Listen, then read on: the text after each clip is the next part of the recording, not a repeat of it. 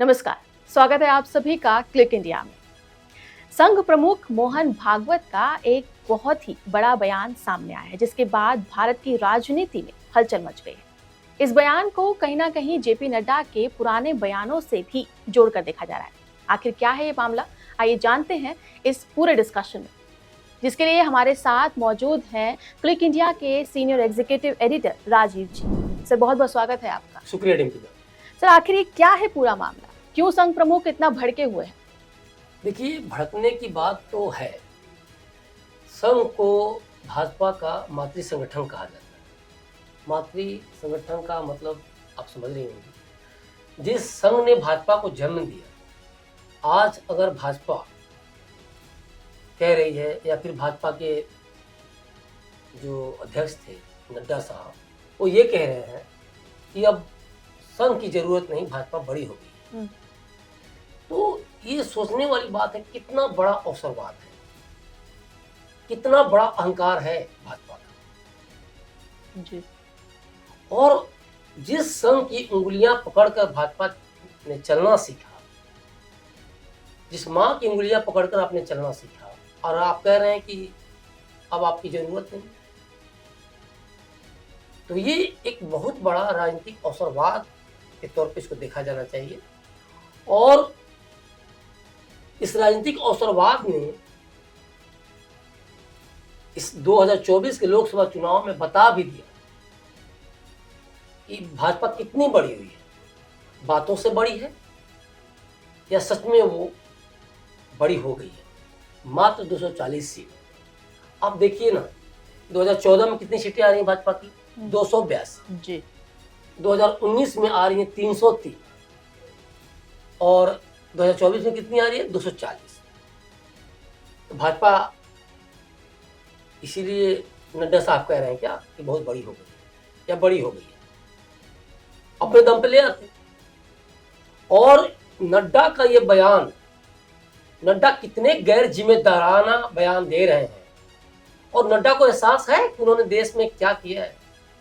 भाजपा के अगर point of view से मैं देखूं, तो अगर मुझे बोलना हो तो मैं यही बोलूं कि नड्डा ने इस चुनाव में भाजपा को काफी हद तक बर्बाद कर दिया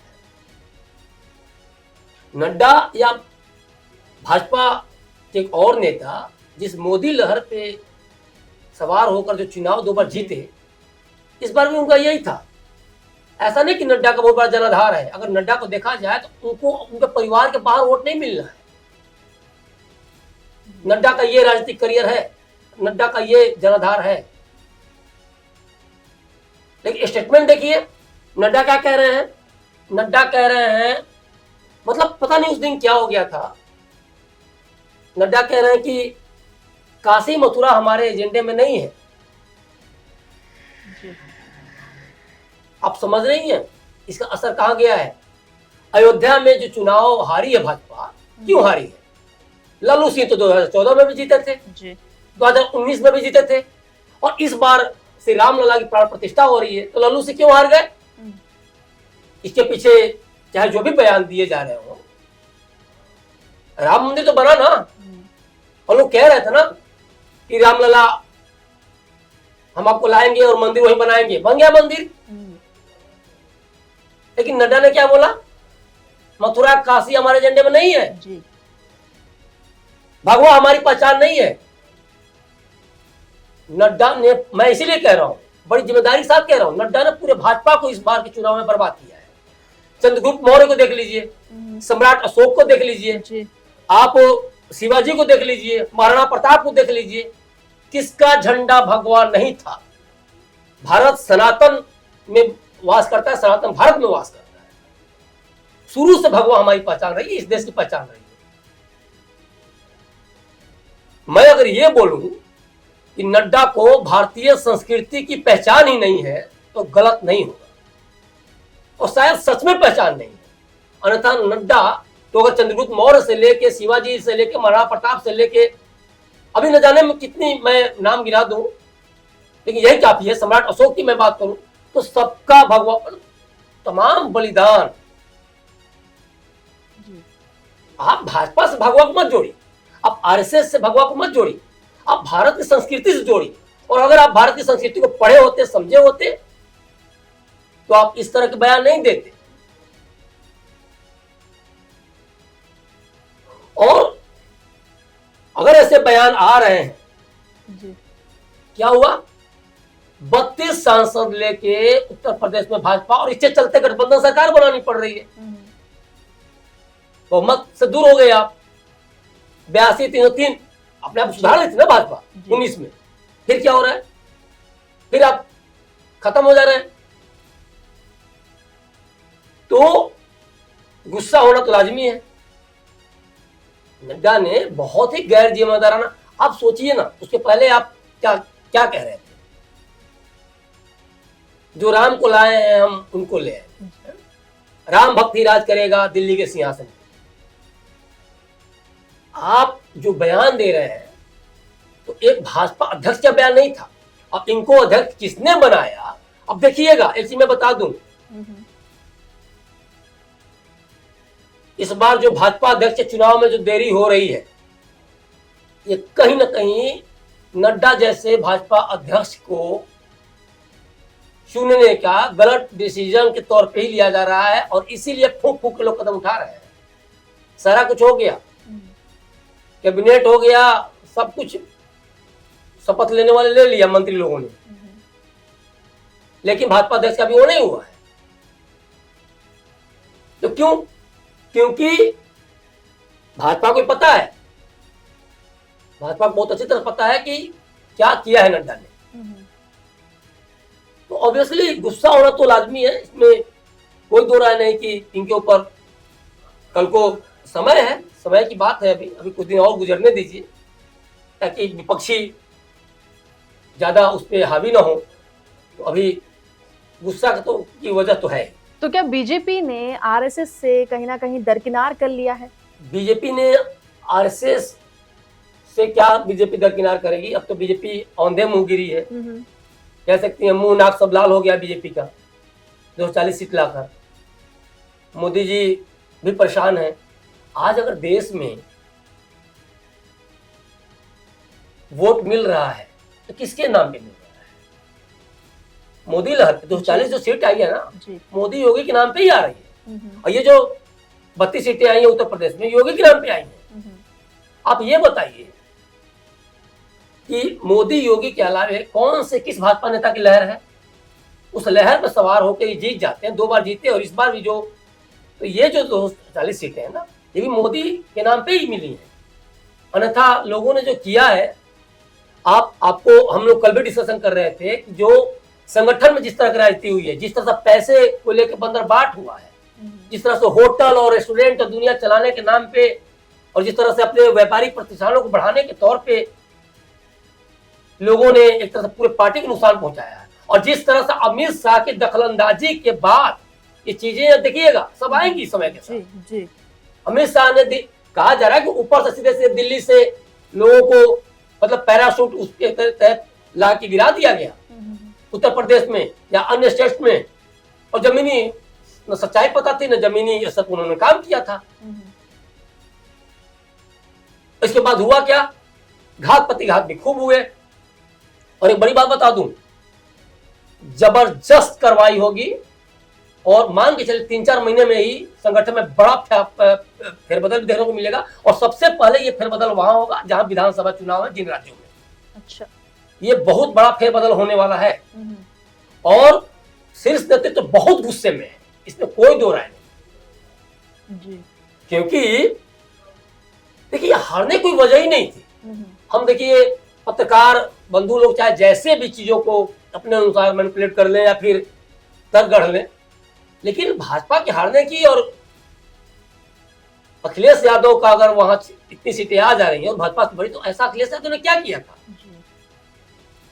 मैं वही बात कह रहा हूं कि 2014 में तो लल्लू सिंह जीते ना, 2019 में नो डाउट मैं ये कह रहा हूं लल्लू सिंह मिल नहीं रहे थे, लल्लू सिंह ने कुछ गलत बयानबाजी की थी, लेकिन वो मोदी के काम से, या फिर मैं जो 2024 और 2014 और 2019 की बार बार बात कह रहा हूं, इनकी छवि कोई आज नहीं खराब नहीं थी, छवि पहले से भी खराब थी।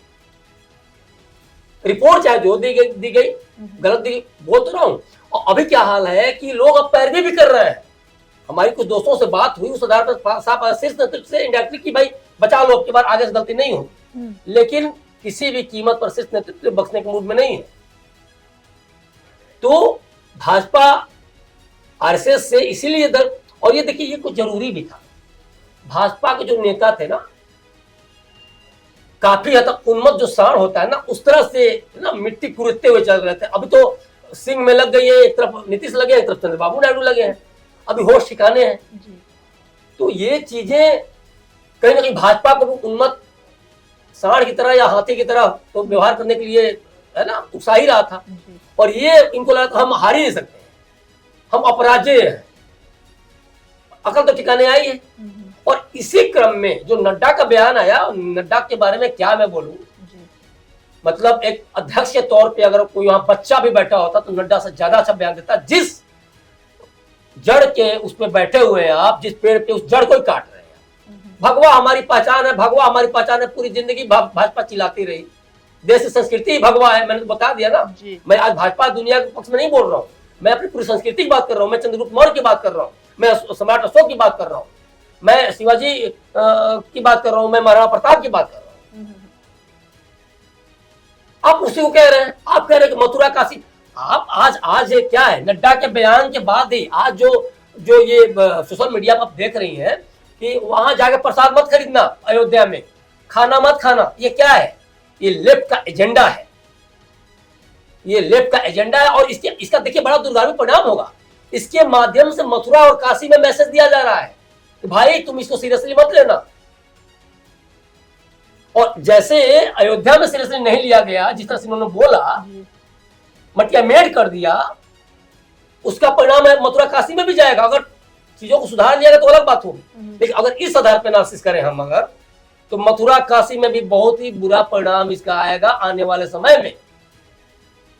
स्टार्ट कर दिया है लेफ्ट विंग ने, कुछ हिंदू कुछ इस तरह के अगर जो उस तरह उपद्रव फैलाने वाले उस तरह के लोगों ने वो कर दिया है, जो खासतौर पर विपक्ष के बहुत बड़े पैरोकार हैं, जो भी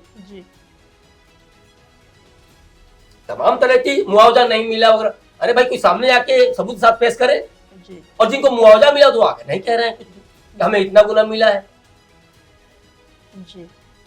तो भाजपा थोड़ा सा, या भाजपा के नेता शीर्ष नेतृत्व भी 400 पार, उसके बाद तो दिखाई नहीं।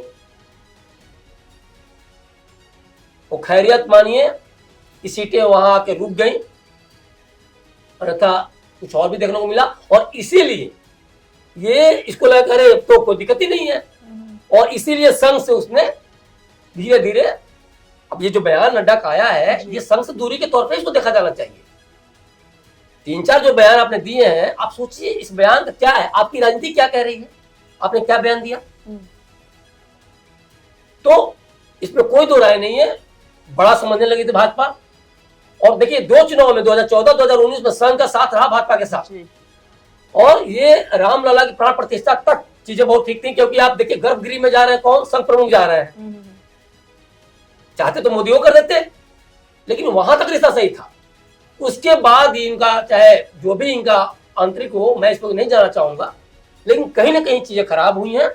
इस बयान के बाद चीजें और खराब हुई हैं, और इसीलिए संघ ने दूरी बनाई, या भाजपा ने संघ से दूरी बनाई। उसका परिणाम आपके सामने है, 240 वोट पाकर भाजपा सिकुड़ गई।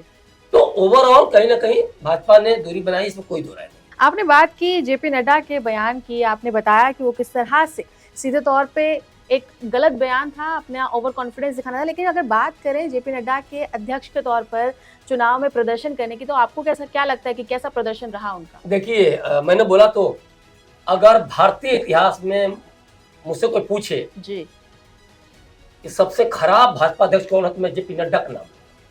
अगर कोई मुझे ये पूछे तो कौन सा एक नेता का नाम बताओ जो पूरे भारतवर्ष में भाजपा की लुटिया डुबाने में सबसे बड़ा रोल अदा किया, तो मैं जेपी नड्डा का नाम लूंगा। जेपी नड्डा के चलते ये हुआ कि हैदराबाद में वैसी जीत सकते हैं, लेकिन अयोध्या में कोई भाजपा सांसद नहीं जीत सकता। ये नड्डा की नीतियां हैं, ये नड्डा की नीतियां हैं कि काशी मथुरा एजेंडे में नहीं है, भगवा हमारी पहचान नहीं है। और इस चलते भाजपा को लोगों ने सीरियसली नहीं लिया, और उन लोगों ने जो कि आप देखिए सनातन की बात कर रहे हैं आप, पूरी भारत की जनता हिंदुत्ववाद की बात करती है, भगवा की बात करती है, मंदिर की बात करती है, और आप उसके उल्टा आप भी बात करते हैं, आप उसके उल्टा बयान दे आते हैं। वो क्या गया था आपको? अब प्रदर्शन क्या है? प्रदर्शन 2040 2 बार से बहुमत में थी भाजपा। अब इस बार अवसरवादी राजनीति का शिकार होंगे ही होंगे, इसमें कोई दो राय नहीं है, क्योंकि भाजपा को तो आदत नहीं है, दोनों बार से तो बहुमत की सरकार रही, तो 240 सीट तो ला दिए नड्डा जी। और सुनिए, एक से बड़ी बात बता दूं, नड्डा जी को स्वास्थ्य मंत्रालय मिला हुआ है, और सोशल मीडिया पे चीजें आ रही हैं कि 2 खुशखबरी है। एक खुशखबरी क्या है? एक खुशखबरी है कि भाजपा अध्यक्ष के नाम बड़ी सोच समझ के लिया जाएगा, लाया जाएगा नड्डा को देखते हुए। और एक दुख की खबर क्या है कि नड्डा को स्वास्थ्य मंत्रालय दे दिया गया, मतलब भारत का स्वास्थ्य खराब होने वाला है। सोचिए, नड्डा की ये छवि बनी हुई है। ये सोशल मीडिया में जो चीजें आ रही है, जो मैंने अभी स्टडी की कुछ देर पहले, उस पे मैं बता रहा हूं। मतलब जनमानस के अंदर भी नड्डा को लेकर कितनी खराब छवि। मैं बोल तो रहा हूं, नड्डा को अगर कहा जाए पंचायत चुनाव, आज की डेट में कहा जाए पंचायत चुनाव, नड्डा हार जाएंगे। भारतीय राजनीति में नड्डा की ये पूछ रह गई आज में।